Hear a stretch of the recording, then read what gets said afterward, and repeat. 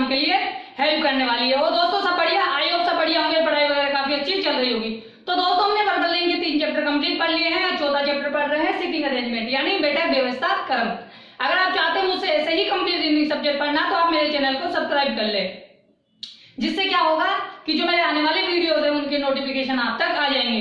और दोस्तों अगर आपके कोई फ्रेंड सर्किल में, नेबर सर्किल में, ब्लड सर्किल में या आपके सोशल मीडिया पर कोई भी कंपटीशन एग्जाम की तैयारी कर रहा है, रिप्लेसमेंट की एग्जाम की तैयारी कर रहा है या सीईटी एग्जाम की तैयारी कर रहा है तो हमारी वीडियोस को जरूर शेयर करें। ठीक है दोस्तों, तो दोस्तों शुरू करते हैं आज की क्लास को। तो दोस्तों हमने वर्बल लिंक के 3 चैप्टर कंप्लीट पढ़ लिए हैं, चौथा चैप्टर पढ़ रहे हैं सिटिंग अरेंजमेंट। इस चैप्टर की काफी क्लासेस पीछे हो चुकी है। जो विद्यार्थी आज की क्लास को देख रहा है मेरा उससे विशेष अनुरोध है कि जाके वो पहले पीछे की क्लासेस को देखे। क्यों? क्योंकि एक सिटिंग अरेंजमेंट को सोल्व करने के लिए हमें जिन बेसिक चीजों की आवश्यकता होती है वो मैंने पीछे की क्लास में काफी बारीक तरीके से पढ़ाया है। ठीक है दोस्तों, तो दोस्तों शुरू करते हैं आज की क्लास में। तो दोस्तों पिछली क्लासेस में हमने 65 क्वेश्चन डिस्कस कर लिए हैं, आज हम 63वें क्वेश्चन को डिस्कस करेंगे। ये बैंक एग्जाम में पूछा गया, बैंक एग्जाम में पूछी गई सिटिंग अरेंजमेंट थे। ठीक है दोस्तों, तो दोस्तों एक सिटिंग अरेंजमेंट को सोल्व करने के लिए हमें क्या करना होता है? सबसे पहले उसे पढ़ना होता है। क्यों पढ़ना होता है? क्योंकि पढ़ने से हमें पता लग जाता है कि वो सिटिंग अरेंजमेंट हमसे क्या कहना चाह रही है, उनमें जो सेंटेंस है एक दूसरे से कौन कौन से कनेक्टेड है। तो दोस्तों शुरू करते हैं इसको सोल्व करना। आप सभी का ध्यान बोर्ड की तरफ होना चाहिए ताकि मैं आपको अच्छे से समझा सकूं। ठीक है दोस्तों, तो दोस्तों आप लोग तैयार हैं इस क्वेश्चन का आंसर देने के लिए? ठीक है दोस्तों मोबाइल को हॉरिजॉन्टल मोड पे लेके देखिए ताकि चीजें आपको अच्छे से दिखाई दे। ठीक है, तो एक बार इसे पढ़ेंगे फिर इसे सोल्व करने की कोशिश करेंगे। तो दोस्तों आप सभी का ध्यान बोर्ड की तरफ होना चाहिए। देखो दोस्तों 12 लोग 2 समांतर पंक्तियों में, प्रत्येक पंक्ति में 6-6 लोग इस प्रकार बैठे हैं कि अगल बगल के व्यक्ति से एक समान दूरी पर है। ठीक है, पंक्ति एक में P, Q, R, S, T और B बैठे हैं और उन सभी का मुख दक्षिण की ओर है। पंक्ति सेकंड में A, B, C, D, F बैठे हैं और उन सभी का मुख उत्तर की ओर है। इस प्रकार बैठने की दी गई व्यवस्था में पंक्ति में बैठे प्रत्येक व्यक्ति का मुख दूसरे पंक्ति में बैठे प्रत्येक व्यक्ति के सामने है। ठीक है दोस्तों, आगे बोल रहा है कि P T के बाएं तीसरे स्थान पर बैठा है, न तो P और न ही T पंक्ति के किसी अंतिम छोरों पर बैठे हैं। A E के दाएं दूसरे स्थान पर बैठा है, न तो A और न ही E T या T के सामने है। A किसी अंतिम छोर पर नहीं बैठा है, R A के सामने नहीं है और R किसी पंक्ति के अंतिम छोर पर नहीं बैठा है। F और C के बीच में केवल एक व्यक्ति बैठा है, न तो F और न ही C T के सामने है। C पंक्ति के किसी छोर पर नहीं बैठा है। V एवं Q के बीच में केवल एक व्यक्ति बैठा है, F B के बगल में नहीं बैठा है और A B के सामने नहीं बैठा है। तो दोस्तों हमने क्या किया, इसे पढ़ा। पढ़ने से हमें पता लगा कि भाई सिटिंग अरेंजमेंट क्या कहना चाहती है और इसमें कौन कौन से सेंटेंस कनेक्टेड है। तो देखो दोस्तों सबसे पहले क्या कह रहा है कि भाई 12 लोग हैं, 2 समांतर पंक्तियों में बैठे हैं, प्रत्येक पंक्ति में 6 लोग हैं। इस प्रकार बैठे हैं कि अगल बगल के व्यक्तियों से समान दूरी है। पंक्ति एक में P Q R S T B बैठे हैं और उन सभी का मुख दक्षिण की ओर है। पंक्ति सेकंड में A B C D E और F बैठे हैं और उन सभी का मुख उत्तर की तरफ है। देखो दोस्तों अब आप सभी का ध्यान बोर्ड की तरफ हो ताकि मैं आपको अच्छे से समझा सकूं। तो ये हमारा चौथा चैप्टर चल रहा है। ठीक है, तो सबसे पहले वो बोल रहा है कि पंक्ति फर्स्ट। देखो पंक्ति फर्स्ट में कौन कौन बैठा है? P Q R S T और V, इन सभी का मुख दक्षिण की तरफ है। ठीक है, पंक्ति सेकंड में कौन बैठा है? पंक्ति सेकंड में A B C D E और A।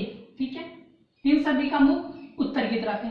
ये दोस्तों आपको चीजें पढ़ते ही आपको पता लग जाना चाहिए कि भाई जो पंक्ति एक में है P Q R S T V उनका मुख दक्षिण की तरफ है और पंक्ति सेकंड में A B C D E F है जिनका मुख उत्तर की तरफ है। ठीक है दोस्तों, यहाँ तक आपको भी चीजें समझ में आ रही होगी। ठीक है, आगे बोल रहा है इस प्रकार बैठने की दी गई व्यवस्था में प्रत्येक पंक्ति के व्यक्ति का मुख दूसरे पंक्ति के व्यक्ति के सामने है, मतलब इन व्यक्तियों का मुख एक दूसरे के सामने है। ठीक है, अब देखो दोस्तों अब हमें यहाँ पे ये देखना है कि हमारी सिटिंग अरेंजमेंट जो हम सोल्व करने जा रहे हैं वो कहाँ से कनेक्ट करें, कहाँ से शुरू करें, यानी सोल्व करना कहाँ से शुरू करें ताकि हमारी सिटिंग अरेंजमेंट सोल्व होना शुरू हो जाए। देखो दोस्तों जब मैंने पढ़ा कि सूर्य, देखो यहाँ पे P और T की बात हो रही है और जब मैं आगे बढ़ता हूँ तो वहां पे क्या हो रहा है, अगली लाइन में P और T की बात हो रही है।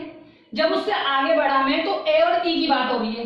ठीक है, यहाँ पे P T की बात थी मगर आगे वाली लाइन में किसकी बात हुई, ए ई की बात हुई। मगर जैसे ही हम उससे अगली लाइन में बढ़े, जो ए और ई थे ना वो टी और पी से कनेक्टेड मिल गए। तो इससे क्या पता लगा, इससे ये पता लगा कि जो हमारी सीटिंग अरेंजमेंट है वो शायद पहली लाइन से ही कनेक्टेड चल रही है। दोस्तों 90% जो सीटिंग अरेंजमेंट है पहली लाइन से कनेक्टेड मिल जाती है, मगर 10% ऐसा होता है कि वो पहली लाइन से कनेक्टेड ना होकर आगे वाली लाइन से भी कनेक्टेड हो सकती है। ठीक है, तो हम देखो हमारी लाइन जो सीटिंग अरेंजमेंट है शायद पहली लाइन से कनेक्टेड हो रही है, तो शायद हम इसे पहली लाइन से ही सोल्व करना शुरू करें। अब देखो दोस्तों, सबसे पहले क्या बोल रहा है कि टी पी के बाएं तीसरे स्थान पर बैठा है। अब देखो दोस्तों, टी का मुख किधर की साइड है, टी और पी का मुख दक्षिण की साइड है। जब कभी भी दो व्यक्ति आते हैं तो मैंने आपको हमेशा बताया है कि जो पहले सेकंड व्यक्ति बैठा है हम उसे बिठाएंगे। ठीक है, जो सेकंड व्यक्ति बैठा है कौन बैठा है, टी बैठा है, तो हम सबसे पहले किसे बिठाएंगे, टी को बिठाएंगे। और टी का मुख किधर है, दक्षिण में है।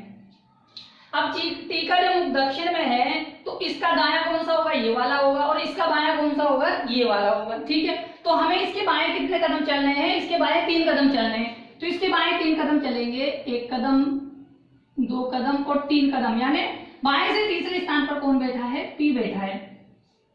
अब पी जब सामने बैठा है तो इसका मतलब 4 व्यक्ति यहाँ ये हो चुके हैं, तो 4 व्यक्ति इनके ठीक सामने बैठे होंगे। ठीक है ना भाई, क्योंकि उसने कहा है ना कि भाई वो एक दूसरे के सामने बैठे हैं, तो सब जब 4 व्यक्ति हो गए तो 4 व्यक्ति इनके सामने हो गए। हमारे पास 8 व्यक्ति आ गए, 4 व्यक्ति बाकी है। हो सकता है 2 व्यक्ति इधर आ जाए, या हो सकता है 2 व्यक्ति इधर आ जाए, या फिर ऐसा हो सकता है कि 1 व्यक्ति इधर आ जाए, 1 व्यक्ति इधर आ जाए, यानी 2 व्यक्ति इधर या 2 व्यक्ति इधर आ जाए। अब देखो आगे क्या बोल रहा है, न तो पी और न ही टी किसी अंतिम छोर पर बैठे।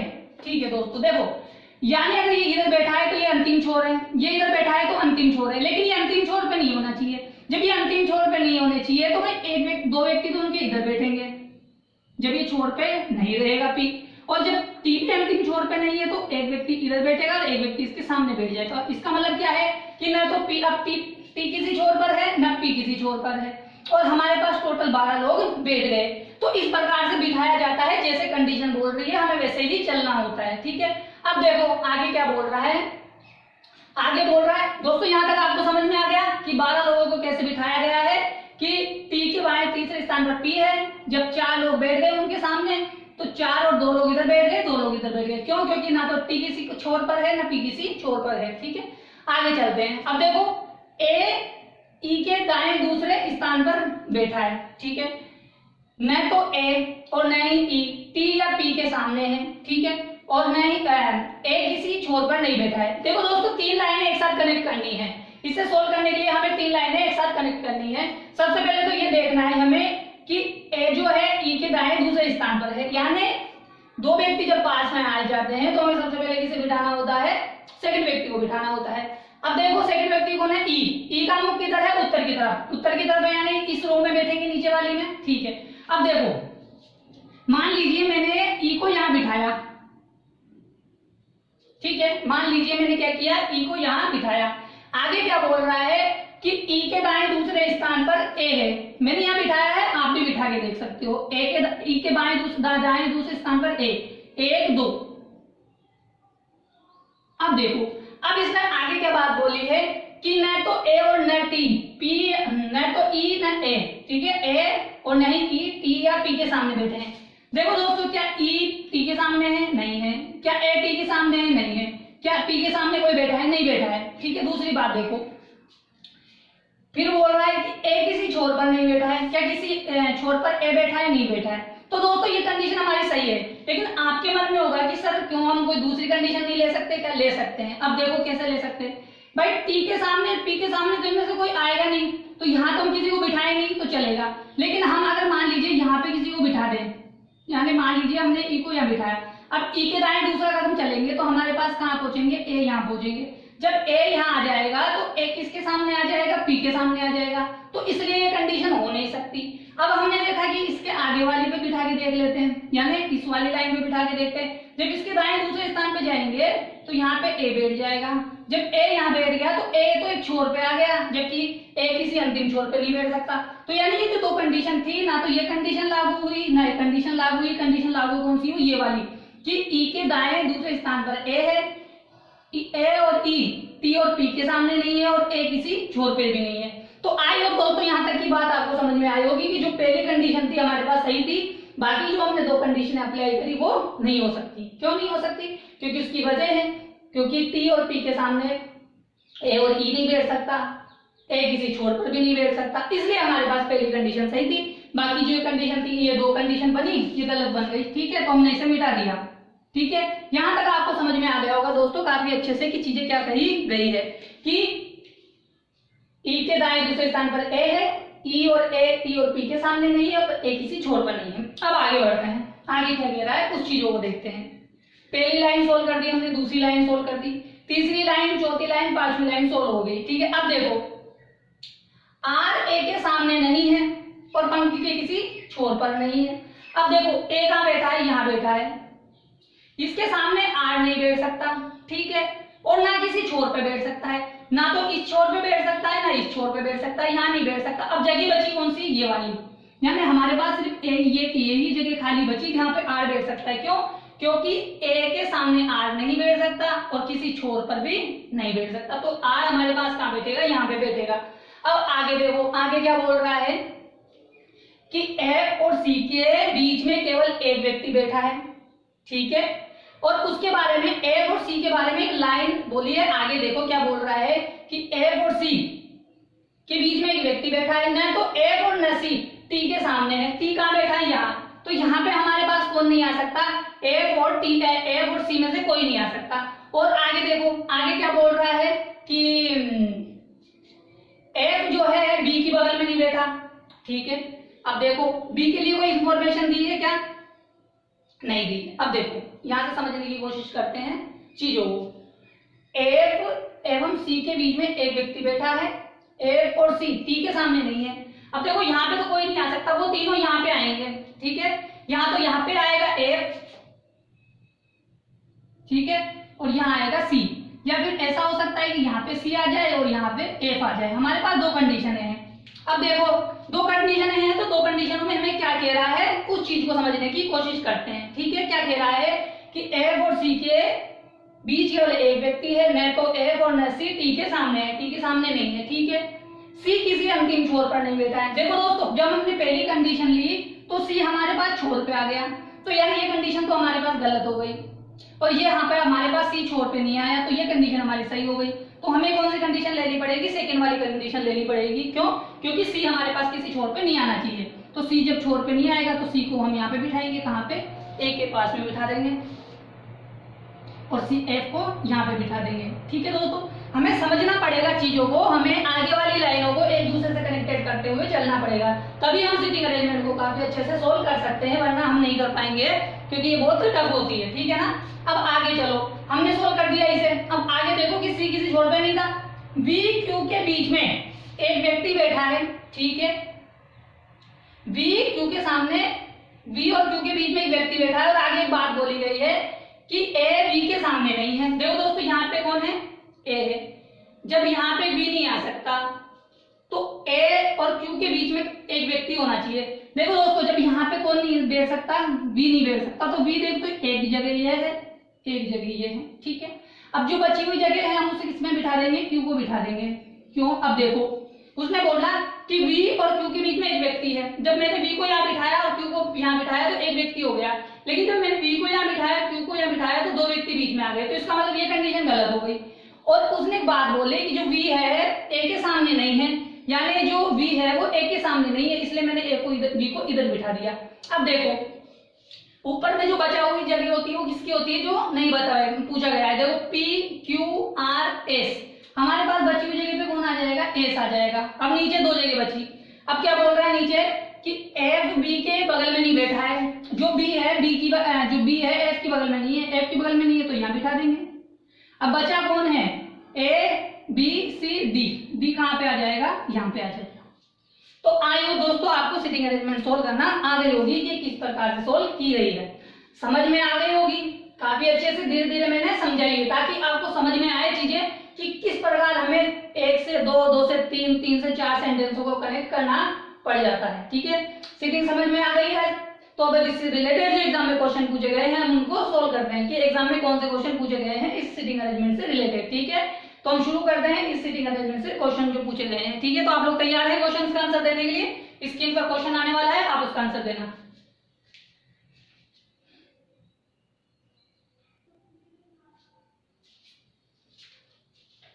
तो दोस्तों पहला क्वेश्चन स्क्रीन पर आपके सामने है, इस सीटिंग अरेंजमेंट से रिलेटेड जो एग्जाम में पूछा गया है, इसका आंसर दीजिए। बताइए कि बी व डी के बीच में कितने लोग बैठे हैं। बताइए कि बी और डी के बीच कितने लोग बैठे हैं। देखो दोस्तों, बी यहाँ बैठा है, डी यहाँ बैठा है, इन दोनों के बीच में कितने लोग बैठे हैं? 2 लोग बैठे हैं।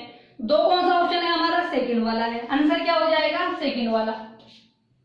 आई होप समझ में आ गया होगा दोस्तों कि क्वेश्चन का आंसर क्या हुआ है? सेकंड वाला क्यों हुआ है? क्यों? क्योंकि बी और डी के बीच में कितने लोग बैठे हैं? 2 लोग बैठे हैं। ठीक है, समझ में आया है क्वेश्चन? इसका स्क्रीनशॉट ले लो ताकि अपन आगे बढ़ सके और दूसरा वाला क्वेश्चन कर सके। ठीक है दोस्तों, आप इसका स्क्रीनशॉट ले लो ताकि हम आगे बढ़ सके।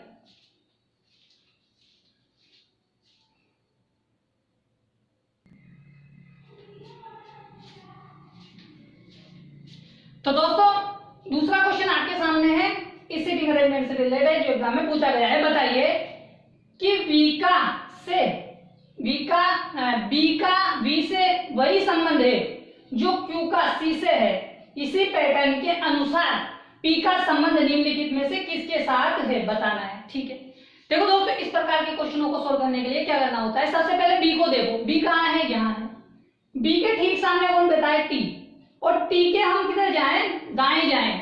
ठीक दाएं, तो कौन बैठा हुआ है? बी बैठा हुआ है, यानी इस व्यक्ति के ठीक सामने वाले के दाएं। अब देखो दूसरा क्यू सी, क्यू यहाँ है, क्यू के ठीक सामने आर है, आर के दाएं क्यू है, यानी क्या हुआ? जो सामने व्यक्ति है उसके दाएं, ठीक दाएं कौन बैठा है? दूसरा वाला व्यक्ति बैठा है। अब हमें देखना है किसका? पी का। अब पी के ठीक सामने कौन बैठा है? डी बैठा है। और डी के दाएं बगल में कौन बैठा है? एफ बैठा है। हमारा आंसर क्या होगा? एफ। ठीक है, समझ में आया? किस प्रकार होगा? क्योंकि सामने वाले पहले व्यक्ति के ठीक सामने जो व्यक्ति बैठा है उसके दाएं जो बगल में बैठा है, ठीक बगल में, वही हमारा आंसर होगा। ठीक है, तो पी के ठीक सामने डी बैठा है और डी की दाएं बगल में एफ बैठा है। एफ हमारा ऑप्शन फर्स्ट है, इसलिए हमारा आंसर क्या हो जाएगा? एफ हो जाएगा। ठीक है दोस्तों, समझ में आया क्वेश्चन? समझ में आया है? स्क्रीनशॉट ले लो ताकि अपन आगे वाला क्वेश्चन कर सके। ठीक है दोस्तों, आप स्क्रीनशॉट ले लो।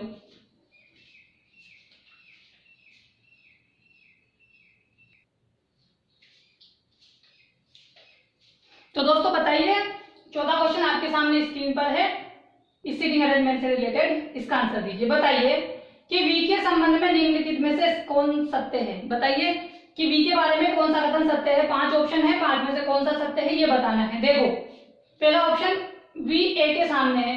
देखो वी के सामने है कि ए नहीं है? वी तो ई के सामने है। टी वी के एकदम बगल में नहीं बैठा है, टी वी के बगल में नहीं बैठा है। देखो टी वी की बगल में बैठा है। ठीक है, ये भी गलत है। हमारा पहला गलत, दूसरा गलत। अब तीसरा देखो कि सी उसके सामने बैठा है जो वी के बाई दूसरा स्थान है। अब देखो वी के सामने कौन बैठा है? वी के सामने कौन बैठा है? वी के सामने ई बैठा है। अब वी की बाई बगल, वी की ई की बाई बगल में तो कोई है ही नहीं। जब बी की बाई बगल में कोई है ही नहीं तो सी कहां से बैठ सकता है? ये भी गलत हो गया। आगे देखो, वी पंक्ति के एक अंतिम छोर पर बैठा है। बी पंक्ति के किसी अंतिम छोर पर है? बिल्कुल है, आंसर हमारा यही है। आगे वाला देखो, आगे क्या कह रहा है? आर बी के दाएं को तीसरे स्थान पर है। आर यहां बैठा है, आर का दाया कौन सा वाला है? इधर वाला है, ये रवि। बी के दाएं, बी के दाएं तीसरे स्थान पर। जब बी का मुख इधर है तो बी का दाया तो ये होना चाहिए, ये तो बाया वाला है, तो बी के बाएं तीसरे स्थान पर है, नहीं कि दाएं है। ठीक है ना, दाएं नहीं है, बी के बाएं तीसरे स्थान पर है कौन? आर। तो ये भी हमारा गलत हो गया। जब ये भी गलत हो गया तो ऑप्शन हमारा सही कौन सा था? चौथा वाला था। ठीक है, आप इसका स्क्रीनशॉट ले लो ताकि हम आगे बढ़ सके। ठीक है,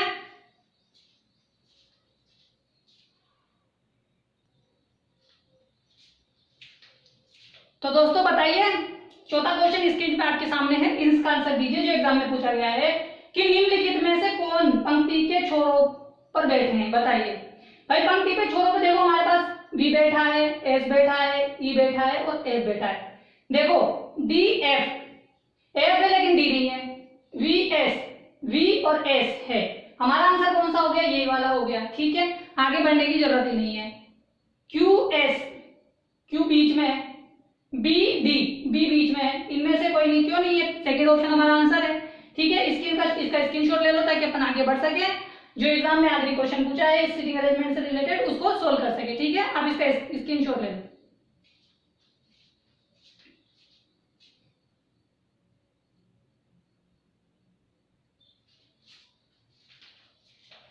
तो दोस्तों पांचवा क्वेश्चन आपके सामने स्क्रीन पर है, जो एग्जाम में पूछा गया है इस सीटिंग अरेंजमेंट से रिलेटेड। बताइए इसका आंसर क्या होगा कि निम्नलिखित में से बी के सामने कौन बैठा है। बी यहाँ बैठा है, बी के सामने कौन है, टी हमारा ऑप्शन कौन सा है, पांचवा। ठीक है दोस्तों, कौन सा ऑप्शन हो जाएगा, पांचवा। हमारा आंसर क्या हो जाएगा, पांचवा, क्योंकि जो बी के सामने कौन बैठा है, टी बैठा है। तो आई होप दोस्तों आज की सीटिंग अरेंजमेंट उससे रिलेटेड क्वेश्चन आपको काफी अच्छे से समझ में आ गए होंगे। तो दोस्तों अगर आप चाहते हो मुझसे ऐसे ही कंप्लीट रीजनिंग सब्जेक्ट पढ़ना तो आप मेरे चैनल को सब्सक्राइब कर ले, नीचे रेड कलर का सब्सक्राइब बटन है उस पर क्लिक करें और बेल आइकन को दबा दें, जिससे क्या होगा जो मेरे आने वाले वीडियोस हैं उनकी नोटिफिकेशन आप तक आ जाएगी। और दोस्तों अगर आपके कोई फ्रेंड सर्किल में, नेबर सर्किल में, ब्लड सर्किल में या आपके सोशल मीडिया पर कोई भी कंपटीशन एग्जाम, रिप्लेसमेंट एग्जाम या सीईटी एग्जाम की तैयारी कर रहा है तो आप मेरे वीडियोस को जरूर शेयर करें। तो दोस्तों आज की क्लास में हमने 63वां क्वेश्चन डिस्कस किया है, कल की क्लास में हम 64वां क्वेश्चन डिस्कस करेंगे जो एग्जाम में पूछा गया हो। ठीक है दोस्तों, तो आप जब तक के लिए टाटा, गुड बाय और सत श्री अकाल और सलाम वालेकुम दोस्तों, कल मिलते हैं इसी टाइम।